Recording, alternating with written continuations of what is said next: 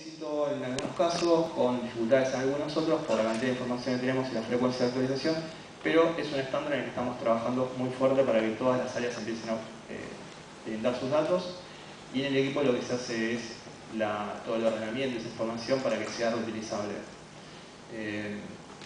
No solamente publicamos esos datos, sino que los analizamos y los evaluamos y buscamos información adentro de esos datos que puedan ser gestionados para hacer algún cambio.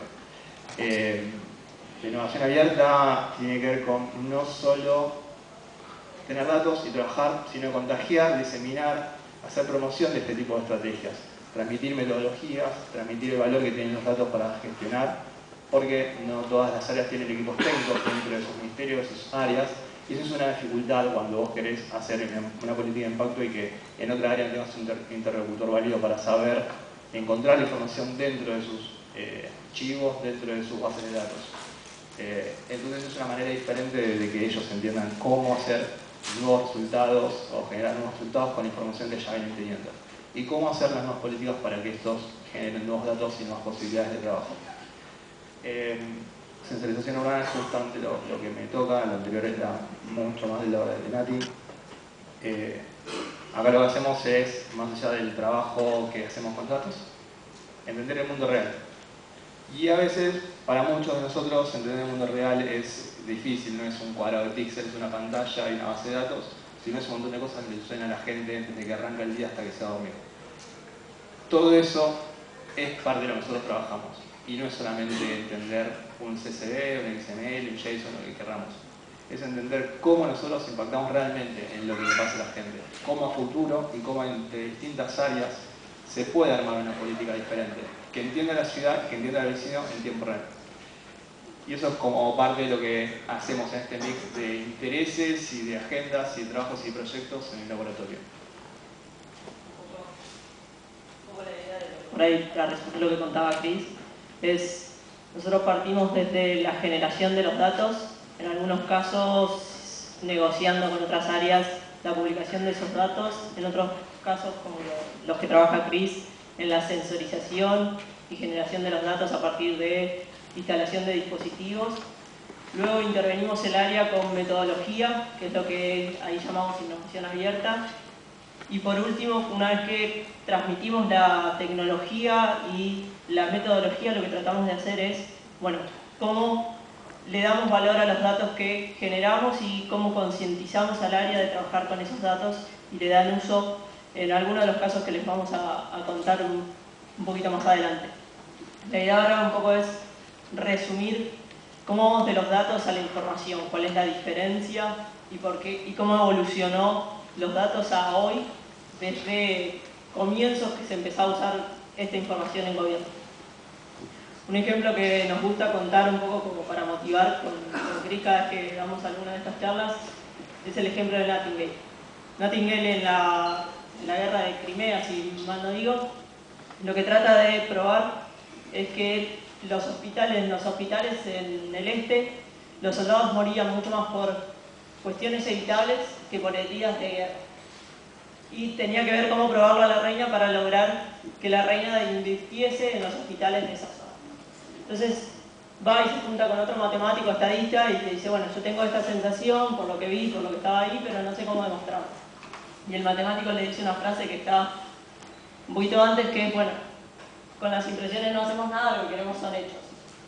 Y empieza a buscar datos y ver cómo mostrarlos para graficar eso. Y lo que termina presentando es este gráfico, que es conocido con su nombre, que lo que muestra en las áreas azules es la cantidad de gente que moría por cuestiones evitables. Lo que muestra en las áreas negras es la cantidad de gente que moría por heridas de guerra, y en las áreas rosas o rojas, gente que moría por otras razones. Con esto termina cambiando una política de gobierno y hace que la corona británica termine invirtiendo en los hospitales en Crimea. Y este es uno de los primeros casos que se usa en el mundo para contar, bueno, cómo modificamos decisiones de gobierno a partir de datos. Lo que contábamos antes de cómo entender distintas situaciones que suceden en la ciudad, más allá del caso de Nightingale, que era una enfermera que tenía como su hipótesis y buscó una manera de generar información concreta para llevar adelante una propuesta. En un montón de casos la situación de cómo validar o cómo hacer la investigación, no tenés herramientas previas y tenés que investigarla, tenés que inventarla. Este es un caso muy diferente, muy como curioso, lúdico, pero para entender algunas estrategias en que la gente con falta de herramientas sigue teniéndole la intención de generar o validar hipótesis. Este es el caso de, nada que ver, una artista brasilera. Rivane lo que hace es una serie de obras de arte que tienen que ver con análisis de información, pero como casual. Lo que empezó a hacer ella es, a la salida de los supermercados, empezó a recolectar todas las listas de compras que la gente hacía y tiraba. Parece bastante curioso, pero empezó a entender, después de distintos eventos en la ciudad, distintas horas, en distintos barrios, qué es lo que la gente que quería comprar ese día. Empezó a encontrar patrones, más allá de que la gente después, cómo lo consumiera, algo que está en el ámbito interno, privado de su casa, cómo consumía eso que compraba, pero podía entender casualmente patrones de que la gente quería comprar cosas en distintos lugares del día, de la ciudad. Esta es una manera diferente de entender lo que a la gente le pasa. Y a veces cuando vos tenés que trabajar con información, tenés que estar atento a lo que la gente hace, no a lo que vos tenés. Entonces tenés que forzarte vos a encontrar otras estrategias de entender cuál es la mejor manera de encontrar el qué está pasando a la gente. Este es un caso muy conocido, es una obra que ahora mismo está en el espacio de Fundación Telefónica, la muestra Big Bang Data. Es un artista que lo que hizo fue imprimir todas las fotos que se publicaron durante un día en 2011 y llenó la habitación de impresiones de fotos. Esta es la cantidad de a veces que en distintos ámbitos, más tarde van a dar charlas a unas empresas que sí trabajan con social y otras que no trabajan con social que no pueden perdérselo. Y a veces entender el volumen de información que está circulando, el tipo de fotos y por qué, da también otra manera de entender lo que le está pasando a un ámbito, a la ciudad, a una universidad o lo que sea. No es raro hablar de esto hoy, 2015, pero sí es interesante nunca perderlo de vista. Y esto es un mapa que van a ver un montón de colores, azules, violetas. Y esto es la cantidad de dispositivos conectados a Internet, los dispositivos inteligentes o Internet de las cosas, que están funcionando hoy. Más o menos tienen idea que es Internet de las cosas. Levanten la mano si quieren. Ahí. Ahí. Bueno. Básicamente Internet de las cosas se llama como cosa o todo objeto, obviamente. Y la capacidad de que pueda estar conectado con otras cosas. Pero Internet es para mí anecdótico. No es Internet, puede ser cualquier otro sistema de conectividad, pero que sí que los dispositivos estén conectados y se pueda hacer en tiempo real. Y todo esto muestra, obviamente con mucho peso en Estados Unidos y bastante en Europa, la cantidad de dispositivos que hay conectados a Internet. Y todo esto genera información y todo esto es accesible. Que es diferente a entender que solamente es accesible la transacción en un clic o la aplicación móvil de la que genera datos. Las cosas también, y hay que estar como atentos y meterlos dentro del mapa de información que hay que saber procesar. Bueno, ahí con 4 imágenes, que creo que deberían ser 3 por lo que voy a decir ahora, resumimos un poco las 3B que comentaba Facundo, velocidad, variedad y volumen. Tenemos de todo tipo de información, una gran cantidad de volumen y producidas, la imagen creo de las fotos producidas en un día hablaban un poco de eso, de la velocidad de producir información. Y bueno, un poco para contarles cómo llega nuestra política, qué tiene que ver todo esto de los datos con datos abiertos, cómo surge la iniciativa y contarles también qué estamos haciendo en el laboratorio. Vale la pena contar de dónde surge la iniciativa de gobierno abierto de datos abiertos. Eso surge en el 2009, cuando Obama dice que para incrementar la transparencia, la cooperación y la participación de los ciudadanos, todos los datos de su gobierno van a estar abiertos por default. Y por ende, bueno, eso se empieza a diseminar por Estados Unidos y ya venía también teniendo un impulso bastante fuerte en Europa, quizás con motivos diferentes, unos por el lado de la transparencia, otros por el lado del valor agregado, pero las dos llevaban como una tendencia bastante fuerte, que llega a Buenos Aires en el 2012 y se plasma en la iniciativa de datos abiertos de la ciudad, que como decía Cris es el catálogo donde nosotros publicamos los datos que produce o almacena el gobierno en medios digitales. La idea de esto y la característica principal que tienen estos datos es la granularidad y el sistema en que se presentan. En este formato procesable, ¿se escucha así? Para que cualquiera lo pueda tomar y producir sus propios datos.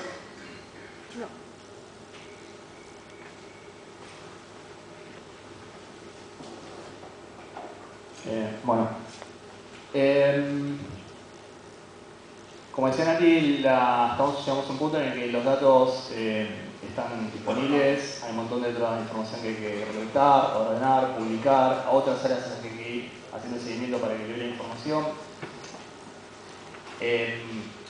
Ir a hacer un trámite a un gobierno a veces es muy complicado, estar en el gobierno es aún más complicado, entonces hay un montón de dificultades con las que hay que ir atravesando y ganarse confianza en otras áreas, más allá de decisiones políticas, es un trabajo arduo y a veces es más largo de lo que uno quisiera. Los resultados a veces son desmotivadores, pero no podemos quedarnos quietos.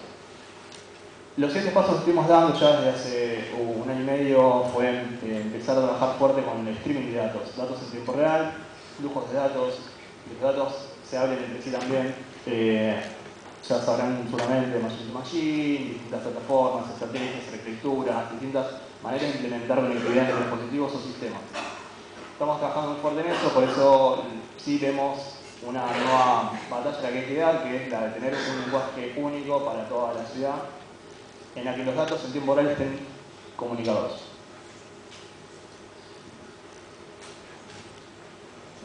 Y un poco la idea ahora es algunos casos que trabajamos en el laboratorio para darles una idea de qué es lo que se puede hacer con datos de gobierno y abrir un poco la cabeza de decir, a ver qué se les ocurre o qué pueden proponer o qué generamos a partir de esto.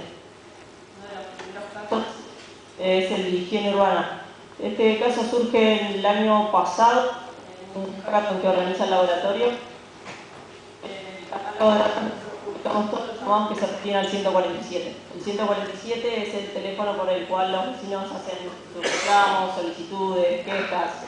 Dentro de ese listado de llamados están los llamados referidos o relacionados con basura, contenedores, la recolección.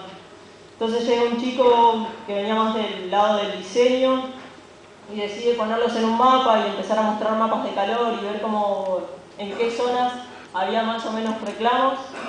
Y en ese caso enseguida lo ve un funcionario de gobierno y le dice, che, quiero que vengas a trabajar conmigo, quiero ver cómo podemos usar esto, cómo podemos cambiar la manera en que estamos atendiendo esos reclamos.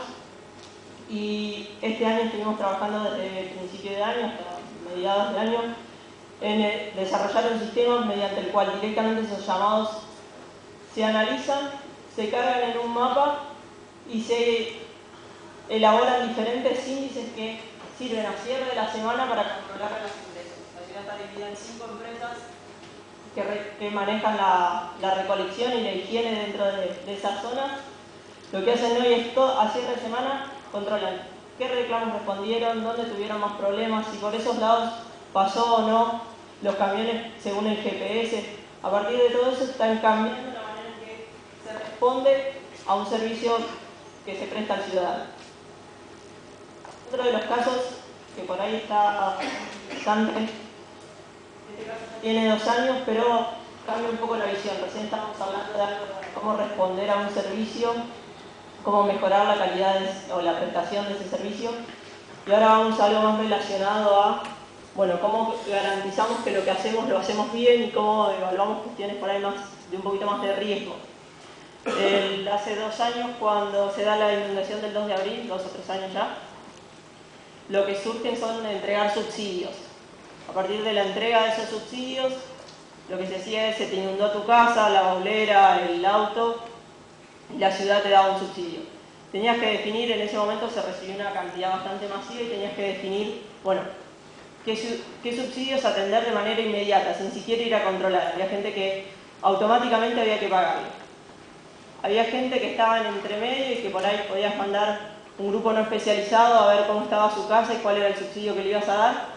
Y gente que realmente era dudoso, que se le hubiese inundado la casa o que se le hubiese inundado el auto. Y tenías que decidir, bueno, a un grupo especializado a controlar la situación a ver si hay que darle o no el subsidio. Lo que se hizo con eso es, primero, cuidar los recursos del ciudadano, segundo, garantizar que no se pidiesen subsidios que no correspondían, y tercero, una respuesta rápida a la gente que realmente sí lo necesitaba. ¿Qué variables se usaron? Se usaron variables desde la cota del terreno, las zonas de inundación en años anteriores, los llamados de emergencia, las cámaras de emergencia. Con todo eso se construyó un modelo de scoring. No es exactamente un modelo de scoring porque no hay una variable de entrenamiento. Supongo que muchos de ustedes son de la maestría y entienden a qué me refiero, pero sí se armó un scoring con eso. Otro de los casos que puede haber y que se da mucho en gobierno es el tema de la localización eficiente. Este caso tiene que ver con centros de atención al personal. Lo que había que hacer era, dada una cantidad de restricciones de lugares, centros, distancia y cantidad de empleados, definir dónde se iban a ubicar. Y este caso, que particularmente nosotros lo contamos con el centro de atención al personal, se puede dar con escuelas, se puede dar con centros médicos barriales. Hay un montón de cuestiones en la ciudad que se refieren a, bueno, cómo localizar determinada prestación. Por último, un caso en el que todavía estamos trabajando es el sistema inteligente de tránsito. Bueno, lo que estamos haciendo con el área de transporte es algo que ellos no vienen haciendo, que pocas ciudades tienen a poder implementar, que es un sistema en el que se pueda entender cómo es el flujo vehicular, los horarios picos, los problemas usuales, los problemas anómalos que hay en el transporte y en el flujo a lo largo del año, y que hay sistemas de señalización luminosa, áreas semáforos y carteles de leyenda variable están ajustados y puedan dar una respuesta satisfactoria a la gente, indicando dónde conviene hacer un desvío y cómo prevenir a la gente que pues, si está por salir del trabajo y va tipo 5 de la tarde y tiene que hacer un trayecto, algo le notifique de que va a tener algún tipo de inconveniente y pueda tener una mejor decisión o tener otras opciones. Esto es difícil porque los sistemas tradicionales que están implementados en la ciudad no nacieron inteligentes o no nacieron analytics friendly. Entonces es como toda una rueda en la que hay que arrancar de la era, digamos, muy de abajo. Lo que estamos haciendo es básicamente mediante una manera que todavía está medio semi-privado porque tenemos que validar cuestiones legales, hacer la toma de datos de distintas fuentes de información en mapas en tiempo real. Eso, contraponerlo con distintos sensores que el área de transporte tiene, desde contadores de Wi-Fi, desde contadores de vehículos, desde contadores de carriles que hay. Y con eso armar una plataforma que a ellos les permita en el centro de monitoreo, que es una especie de sala de control enorme, con video walls y con un montón de computadoras y operarios, tener la información de cuál es la anomalía más rankeada en ese momento.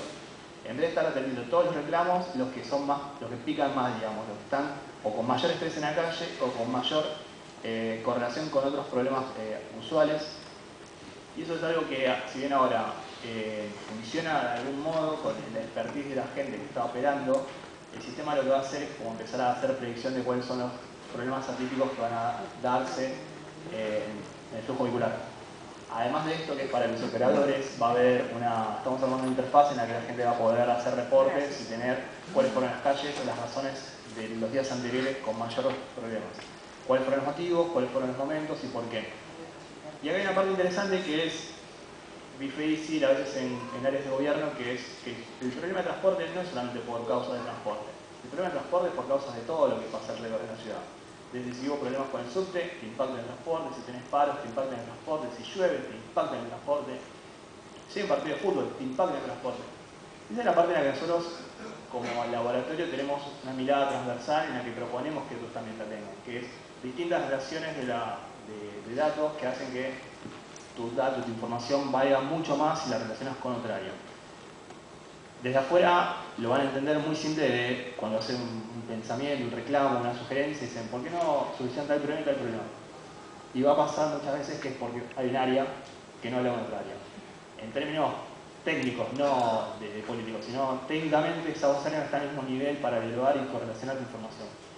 Y esta es la parte en la que este proyecto empieza a pedirle a otras áreas cómo relacionar esa información que sucede en tiempo real. Esa es la parte en la que nosotros venimos trabajando ya desde hace algo, pero que es complicado a veces darle a entender a otras áreas. Casos de esto, de la parte de lo que hablamos antes de innovación abierta, tiene que ver con promover la participación de ciudadanos y desarrolladores y programadores en alcanzar áreas que de otra manera no podían vincularse para proponer una solución. Hace un tiempo hicimos un concurso de Internet de las Cosas, que es lo que les contaba antes, simplemente dispositivos inteligentes, llamémoslo, pero seleccionamos 3 proyectos que estamos tratando con las áreas de darles un siguiente paso, porque han llegado a un nivel de aporte a problemáticas de la ciudad que son interesantes. Brevemente les cuento, esta es una estación meteorológica. El caso de esto es un dispositivo que se instala muy fácil, que mide temperatura, mide presión. Lo hicieron un trío de desarrolladores locales. Y lo que tiene interesante es el bajo coste y la fácil instalación que tiene esto. Hoy en la ciudad hay distintas estaciones de contaminación atmosférica. Son 3. Cada una vale millones. Y el problema que hay con las áreas típicamente es que si no está homologada por mí, no lo tomo.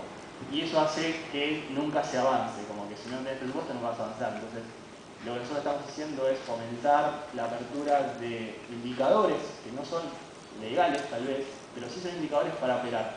Y esta es una estación meteorológica que está funcionando ahora en el Jardín Botánico. Vamos a seguir trabajando estos meses para seguir sumando. Este es otro objeto. Ya de contarle que venimos haciendo, que sepan que es bastante accesible trabajar y proponer cosas. Este objeto es una caja gris que está al lado de este muchacho, que es de General Electric, me parece, que lo que instalaron fue una cámara que contabiliza en Sarmiento y Perón, en Pellegrini y Perón, la cantidad de vehículos que están transitando. Tiene un algoritmo, lo pensé, que ve qué objeto es por el volumen, si es un auto, si es una moto, si es un charter, si es un colectivo, un taxi. Y como tiene las 4 esquinas, sabe desde dónde vienen y hacia dónde van. Entonces de esa manera puedes tener ya cuántos vehículos, a qué velocidad y cuál fue el momento en el que hubo mayor tránsito en ese lugar. Y este es un ejemplo tercero, que está por acá el autor, me mostré una foto mejor, perdón Pablo, que se llama ReproTed, que lo que hicieron fue un sensor que mide vibraciones.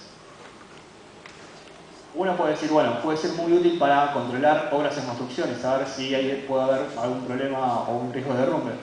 Pero lo que ellos encontraron fue un montón de usos diferentes para hacer control de patrimonio, control de obras, control de tránsito. Hay un montón de otros usos que después de implementarlo empezás a encontrar. Y eso es parte de lo que fue el motivo del concurso, de empezar a sensorizar, a medir y ver cuáles son los nuevos casos. Vamos a cerrar rápido con los otros proyectos. Este fue súper interesante, hicimos una medición de cuánto estábamos consumiendo en nuestro edificio, en términos de energía. Hay un montón de políticas ya firmadas, pocas implementadas, de cómo hacer que la eficiencia energética sea un hábito, y sobre todo para los edificios públicos que consumen un montón de energía. Entonces lo que hicimos fue un caso típico, muy típico, medir en línea de base discriminando entre lo que consumimos en luz, aire acondicionado, computadoras o tomacorrientes. Y empezamos a entender cuáles eran nuestros patrones de consumo a lo largo de la semana y a lo largo del fin de semana. Obviamente detectamos cosas que estaban encendidas de más el fin de semana. Cosas que hacíamos cuando ves las curvas de cómo está consumiendo el aire acondicionado a lo largo de una semana, y nosotros en nuestra aplicación también consultamos una API que nos daba el clima, la interfaz nos sugería, o nos pedía en realidad, que si la temperatura de Buenos Aires era superior a tal, controlemos la temperatura de nuestro aire acondicionado. El eje de todo esto no es instalar sensores en todos los edificios, sino ver de qué manera el hábito de una persona puede modificarse en función de señales en tiempo real. Validamos la hipótesis, esto es algo que vamos a estar implementando. Y acá hay una lógica que es Nudge, que tal vez alguno conozca, que es cómo sugerir a la gente que tome distintos cambios de conducta en función de no instalar tecnología, sino entender cómo la tecnología te genera insights.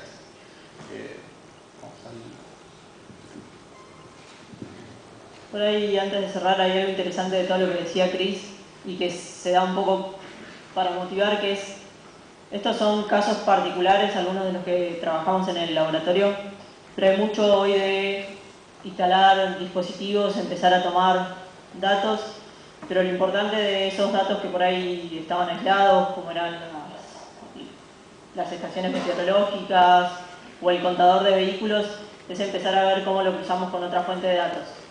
En nuestro caso, cómo hacemos que los datos de dos ministerios se hablen.